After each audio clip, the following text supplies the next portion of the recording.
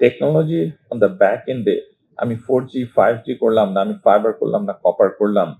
People care, but people really do not care. People wants to see as an end user, আপনি যেটা use করছেন, can you afford it and can you use it what you need to use it?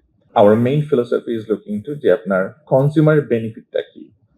Consumer কতখানি benefit পাবে এবং ইনশাআল্লাহ আপনারা বাজেটে সেটার প্রতিফলন দেখতে পাবেন যে আমরা কনজিউমারকে সামনে রেখে we are making changes যেটা আমাদের পক্ষে অ্যাফোর্ড করা সম্ভব এই মুহূর্তে, we'll make those changes এবং as we go to the next year after আপনার যেগুলো মেইন কনসার্ন ট্যাক্স এবং ভ্যাটের ক্ষেত্রে আমরা এগুলো অ্যাড্রেস করব। আবার কি পয়েন্ট হলো যে when it comes to tax, VAT or international competitiveness, we want to be one of the best country in the world. We invite the foreign direct investment. আমি এটা আগেও বলেছি আপনি যদি ফরেন ডিরেক্ট ইনভেস্টমেন্ট চিন্তা করেন, বাংলাদেশের current foreign direct investment two GDP ratio 0.34%। 0.34%। আরে ঈদ লাগছে মনে খুশির জোয়ার সবখানে, আরে ঈদ লাগছে মনে বিকাশ পেমেন্ট সবখানে। আপনি যদি ভিয়েতনামের মতো একটা ডেভেলপিং কান্ট্রি দেখেন, হু আর অনেক ইন্ডেক্সে যারা আমাদের পিছনে, তাদের 4.63% of their GDP comes from FDI. Compared to that, our 0.34%. আপনারা অনেকে হাইলাইট করেছেন যে FDI, which is I completely agree. So FDI, VAT tax, considering all these things, inshallah, you'll see in budget reflection that we are making changes. But most importantly, hopefully you'll see one thing, অর্থমন্ত্রী hopefully will not kill me এটা share করার জন্য, যে we will not only আমরা একটা road map দেব, but will talk about predictability, যেটা business কমিউনিটির জন্য ইজ ভেরি ইম্পর্টেন্ট। আপনি সেটা লোকাল উদ্যোক্তা হন আর ইন্টারন্যাশনাল উদ্যোক্তা হন, one of the main thing তাদের মেইন কমপ্লেন হলো যে আমরা 1 বছর 2 বছরের পলিসি আবার সেটা 2 বছর পরে চেঞ্জ করি, কখনো বেটার হয় কখনো খারাপ হয়।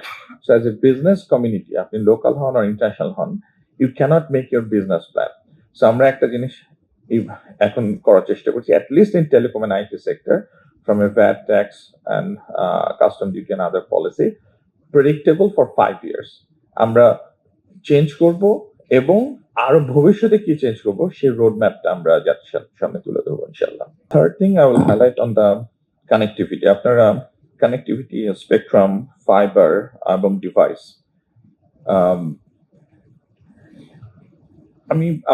Late me start with devices. Doctor Lutfa Akter উনি বলেছেন যে ডিভাইসের কথা এন্ড অ্যাফোর্ডেবিলিটির কথা। It's very important to understand যে আপনার টেকনোলজি অন দ্য ব্যাক এন্ডে আমি 4G, 5G করলাম না, আমি ফাইবার করলাম না, কপার করলাম। People care, but people really do not care. People wants to see as an end user, আপনি যেটা ইউজ করছেন, can you afford it and can you use it what you need to use it? So আমি আপনার যখন mobile manufacture এবং mobile business association এবং দোকান মালিক সমিতি এনাদেরকে নিয়ে বসেছিলাম টু আন্ডারস্ট্যান্ড যে আমাদের দেশের মোবাইল প্রাইসটা কিরকম, হ্যান্ডসেটের প্রাইসটা কিরকম। আমাদের দেশে চিপেস্ট ফিচার ফোনের প্রাইস হলো 999 টাকা।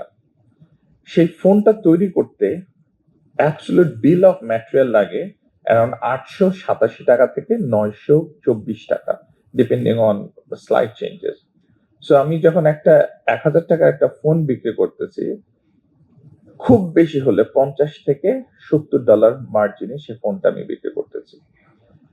আমি আপনাদের কাছে এর আগে ডিসকাশনে আমি শেয়ার করেছিলাম যে ইটস রিয়েলি ইম্পর্টেন্ট যে আমাদের দেশে স্মার্টফোনের পেনিট্রেশন ইজ 50% এন্ড লেস। আমরা 4G, 5G র কথা বলছি, বাট আমরা যদি ডিভাইসে ফোকাস না করি, দেন 4G and 5G means nothing. To the end user, the device is the most important factor.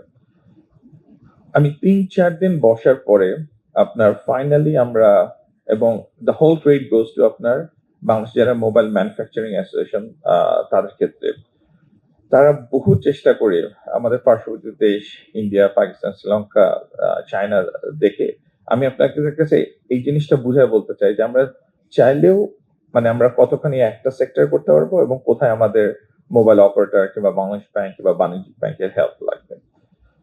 আমি আপনার ঢাকা শহরে কিংবা ঢাকার বাইরে বিভিন্ন রিক্সাওয়ালা কিংবা গ্রামের লোকজনের সাথে কথা জিজ্ঞেস করছি যে ওনারা যদি ফিচার ফোন যারা ইউজ করেন তারা যদি স্মার্টফোন অনেকে 2,000 টাকা 3,000 টাকা কেউ 4,000 টাকা, কিন্তু আমাদের দেশে এখন চিপেস্ট স্মার্টফোনের দাম হলো 10,000 টাকা, 9,999 টাকা।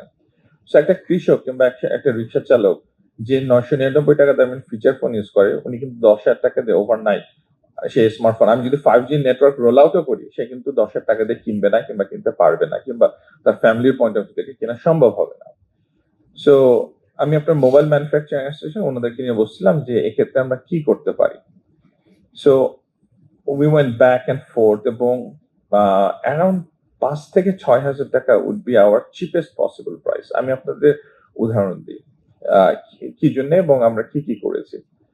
একটা স্মার্টফোনের যে ডিভাইসটা গ্লাসটা আমরা যদি হোলসেলে কিনি সেই গ্লাসটার জন্য লাগবে $18, একটা বেসিক জাস্ট গ্লাসটা।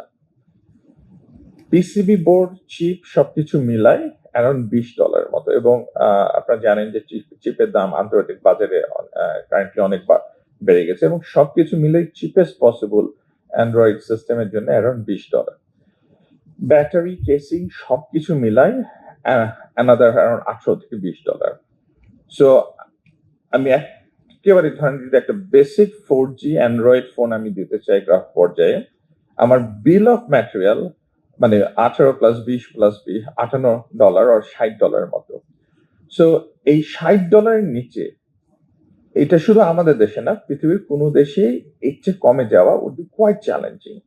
সো 5 থেকে 6,000 আমি যদি নেটওয়ার্ক রোল আউটও করি সব জায়গাতে 4G আর 5G নেটওয়ার্ক রোল আউটও করি, আমি আপনার 50% স্মার্টফোন পেনিট্রেশন থেকে যদি 100% আমি নিয়ে যেতে চাই আর 90% নিয়ে যেতে চাই, আমাকে ডিভাইস কস্টের দিকে অবশ্যই খেয়াল দিতে হবে। সো অ্যারাউন্ড 5 থেকে 6,000 টাকা would be the cheapest possible smartphone আমাদের দেশে তৈরি করা সম্ভব, এবং আমরা এই ব্যাপারে অলরেডি কাজ করা শুরু করছি। যারা প্রস্তুতকারক ওনাদের যা সাহায্য সহযোগিতা লাগে আমরা সরকারের পক্ষ থেকে সেগুলো করার ব্যবস্থা করতেছি, এবং তারপরে আমরা মোবাইল অপারেটর এবং বাংলাদেশ ব্যাংকের সাথে আমরা কাজ করার চেষ্টা করছি যে আমরা কি করে ইএমআইটা চালু করতে পারি ফোনে। সো আমরা যদি একটা ফোনের 6,000 টাকাও দাম হয়, আমরা যদি ইএমআই চালু করতে পারি আমরা সেই ফোনটা 1,000 টাকা 1,500 টাকাতে দিতে পারবো, এবং একজন সাধারণ কৃষক কিংবা রিক্সা কিংবা একজন শ্রমিক ওভার 6 মাস কিংবা 12 মাসে সেটা পে অফ করতে পারবে। সো আমি আপনার এই একটা উদাহরণ দিলাম যে there is no simple solution আপনার, যে একটা সেক্টরে আমি যদি অ্যাডাপ্টেবিলিটি বাড়াতে চাই 50% থেকে 100%, there are multiple things we need to think it through and multiple things we need to resolve. এখানে মোবাইল ম্যানুফ্যাকচারার আছেন, মোবাইল অপারেটর আছেন, বাংলাদেশ ব্যাংক আছে, বাংলাদেশ বাণিজ্যিক ব্যাংকগুলো আছে। It's a ecosystem. আমরা সম্পূর্ণ ইকোসিস্টেমকে সাথে নিয়ে আমরা এগুলো রিজলভ করার চেষ্টা করছি ইনশাল্লাহ।